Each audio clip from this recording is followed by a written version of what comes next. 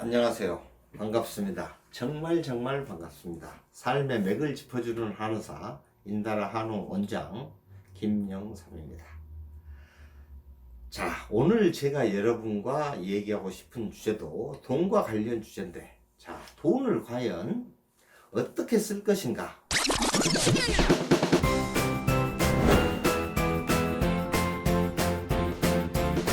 돈을 펑펑펑 쓰는 것이 정말 부럽다라는 생각을 많은 사람이 할 겁니다.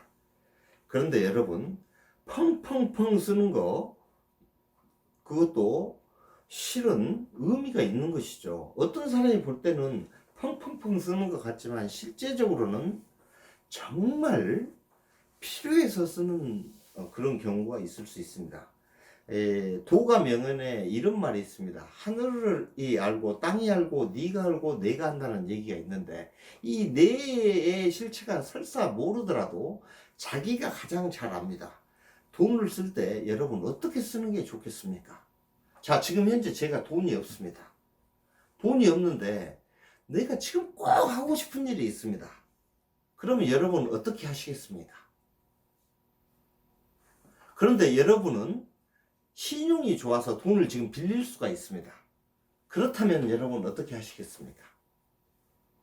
저는 돈을 빌려서 꼭 하고 싶은 일을 일단 먼저 하고 맙니다.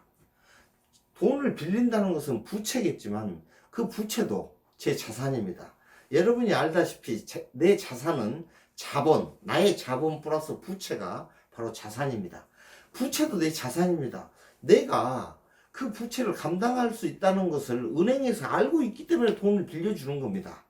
이게. 그럼 지금 내가 당장 돈이 없더라도 내가 진짜 하고 싶은 일이 있다면 그 일을 돈을 빌려서라도 하시기 바랍니다.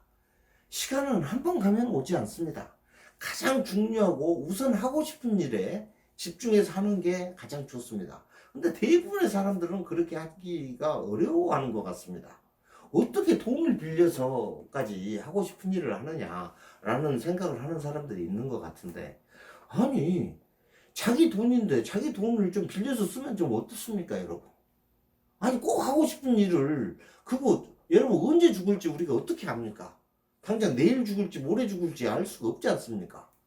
일단 하고 싶은 일을 먼저 해야죠. 이 하고 싶은 일을 먼저 하지 않고 계속 딜레이, 연기시켜 놓는 사람들이 태반의 삶인 것 같습니다.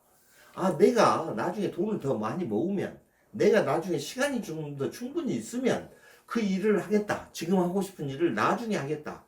그때 건강을 잃으면 어떻게 하시겠습니까?